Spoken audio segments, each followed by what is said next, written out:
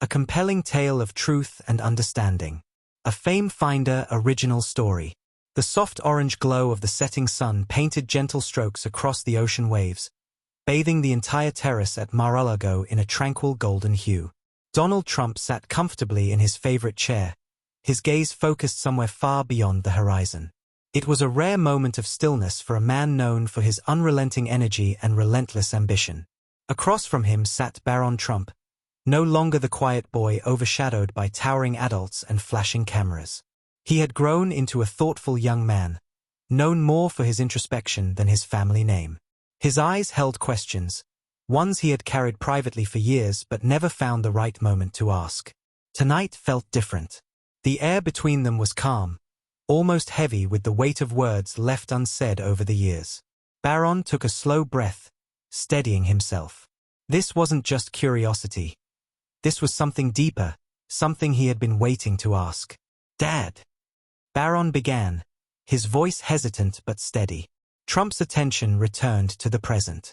He looked at his son, noticing immediately the seriousness in Barron's expression. "Yeah, Barron? What is it?" Barron hesitated again, but the sincerity in his father's gaze encouraged him to continue. "Do you ever regret becoming president?" The question settled heavily between them, momentarily breaking the tranquility of the evening. Trump, usually quick with confident answers, was unexpectedly silent. His eyes returned to the distant horizon, thoughtful, reflective, almost vulnerable. A side of himself he rarely allowed anyone to see, even his own family.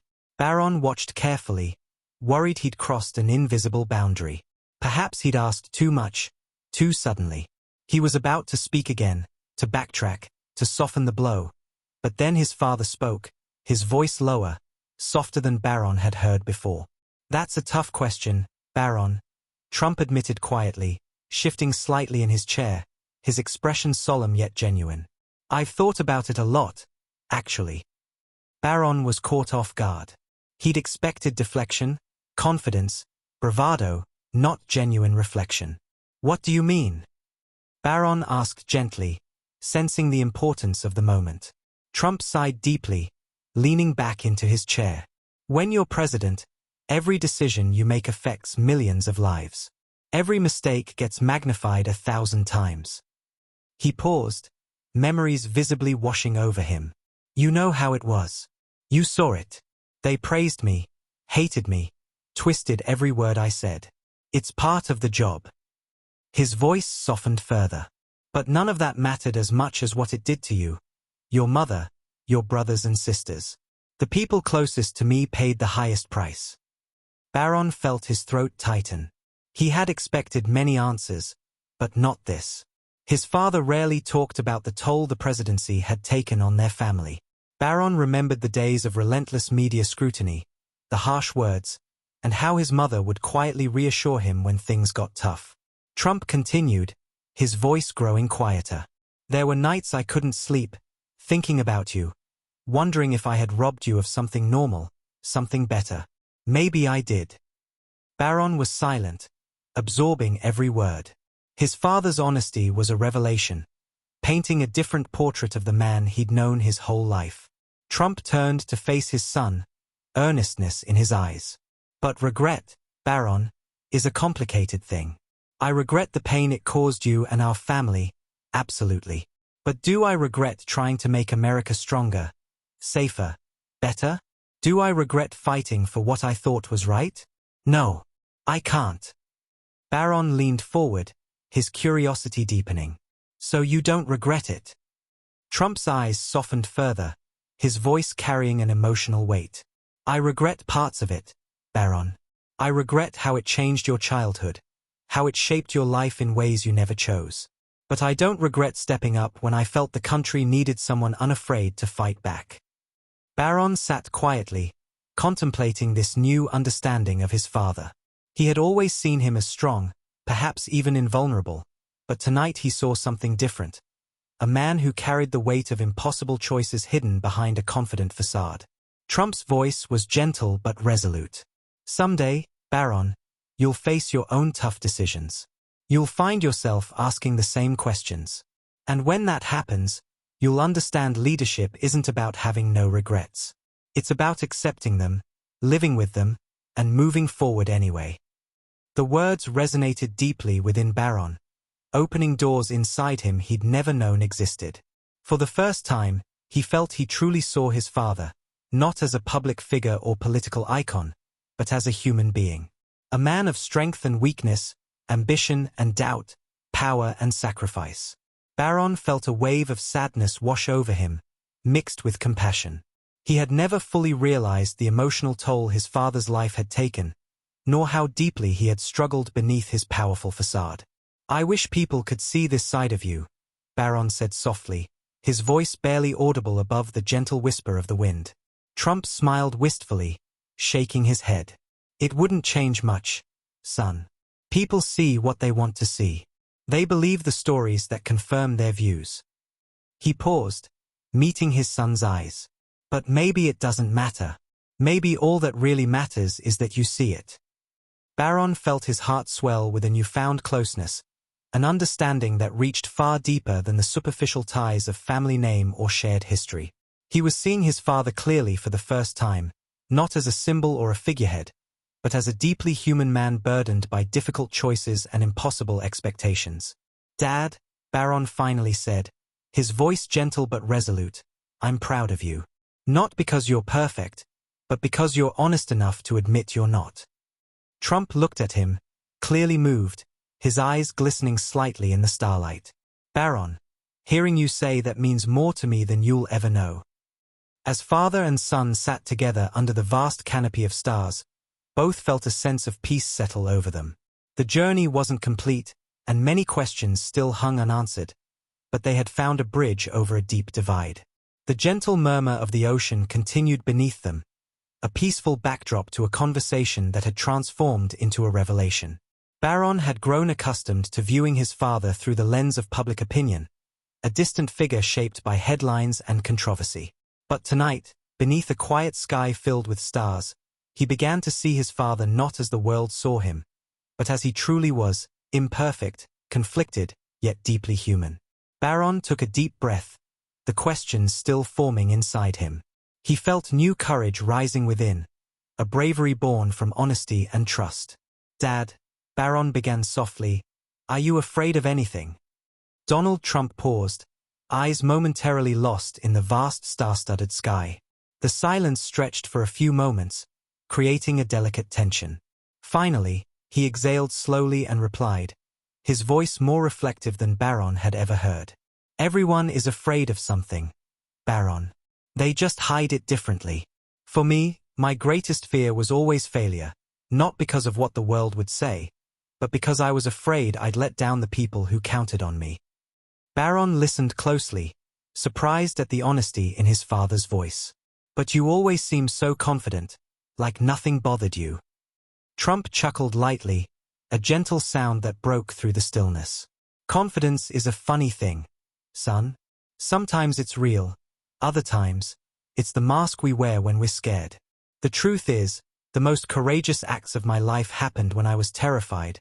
Terrified of losing, of disappointing others, of not being enough." Barron turned toward his father, curiosity and respect mingling in his gaze. "How did you keep going then? When you were scared, I mean." Trump looked down at his hands for a moment before answering. "Because I believed in something bigger than my fear. Sometimes it was ambition, sometimes duty, sometimes simply the idea that giving up wasn't an option." He raised his eyes to meet his son's. "Courage isn't the absence of fear, Barron. It's facing fear head-on, even when you're shaking inside." Barron absorbed these words carefully, his mind racing with new perspectives. He'd always viewed bravery as fearlessness, a quality he imagined his father possessed effortlessly. But now, hearing this admission, he realized courage was far more complex. "You'll face fear too," Trump continued quietly, sensing Barron's thoughts. "Maybe you already have. And it's okay to be scared, just don't let it control you. Find something worth fighting for, something worth the risk." "What did you fight for?" Barron asked softly. "Family. Freedom. America," Trump answered without hesitation. "But mostly, I fought for you, your brothers and sisters, for the world you'll inherit. Sometimes I did it right. Other times, I failed. But I never stopped trying. Barron felt a warmth rise within him, a newfound pride tempered with humility. He had often struggled with the weight of his family name, torn between resentment and responsibility. Tonight, though, he felt something shift, a genuine acceptance, not of the name itself, but of the responsibility that came with it. The night deepened further.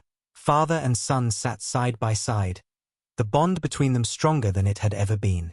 The quiet sound of the waves mingled with the gentle whisper of the wind, filling the silence with peaceful acceptance. In that serene darkness, Barron made a silent promise to himself and to his father, that he would carry forward the lessons learned tonight.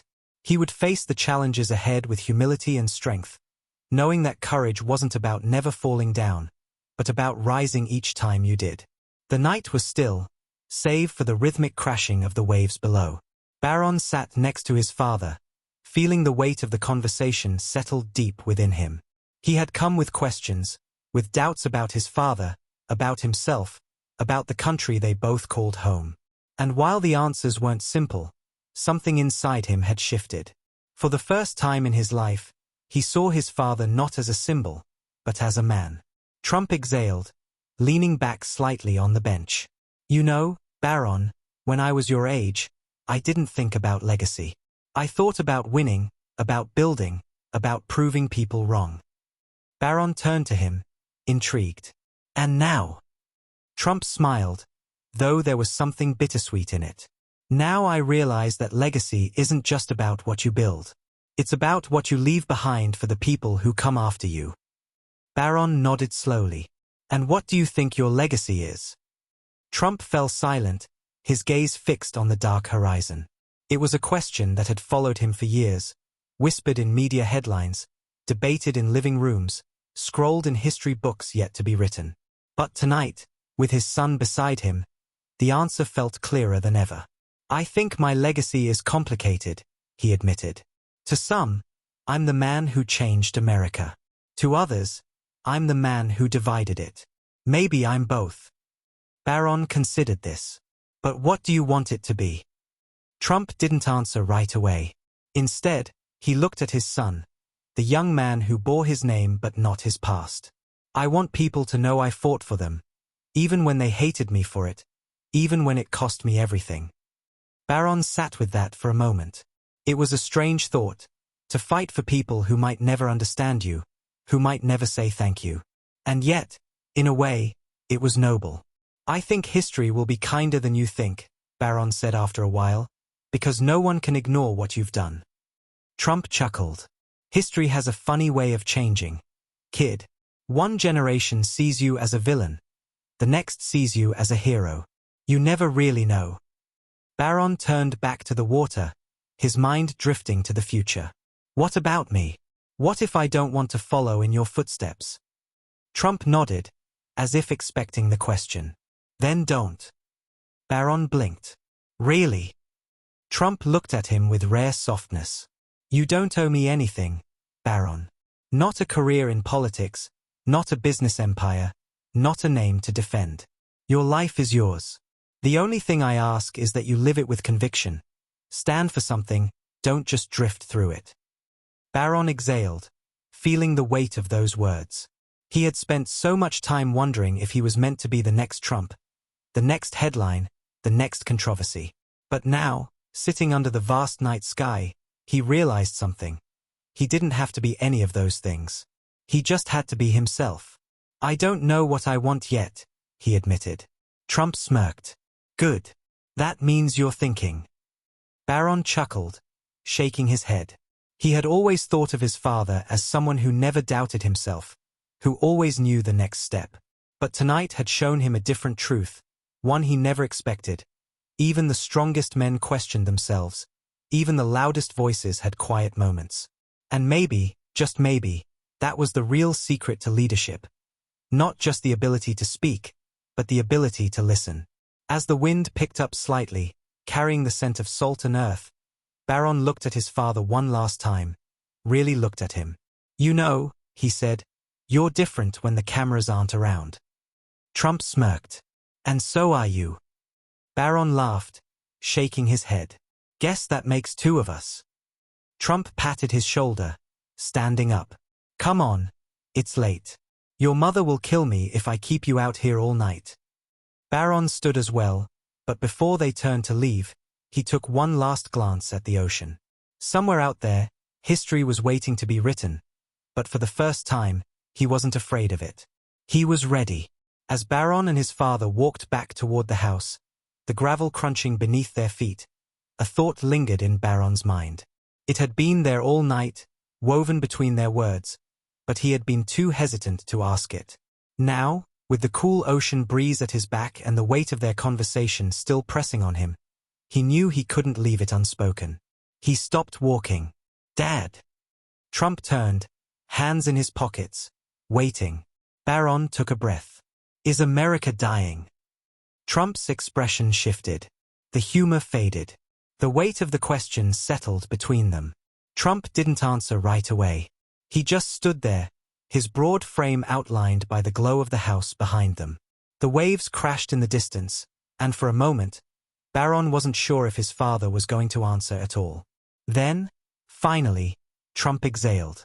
America isn't dying, Barron, he said, his voice steady. But it's fighting for its soul. Barron frowned. What does that mean? Trump looked out at the ocean, his hands still in his pockets. It means we're at a turning point. People feel lost. They don't trust their leaders. They don't trust the system. And when that happens, a nation can either crumble, or it can come back stronger. Barron considered that. But what if it doesn't? Trump turned back to him, his expression unreadable. Then it was never as strong as we thought. Barron swallowed. That was the part that scared him.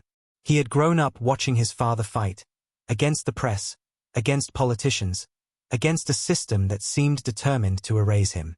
And yet, he had always believed that no matter how bad things got, America would always pull through. Now, he wasn't so sure. Do you think we'll win? Barron asked quietly.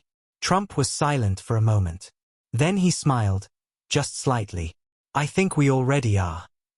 Barron gave him a skeptical look. How? Trump's gaze was steady. Because people are asking the right questions. Because people are waking up. Because despite everything they've tried to do to silence us, we're still here. Barron let that sink in. Maybe his father was right. Maybe America wasn't dying. Maybe it was just being tested. And maybe, just maybe, the fact that people were still fighting meant there was hope. Trump clapped a hand on his shoulder. Listen, kid. America isn't just a place.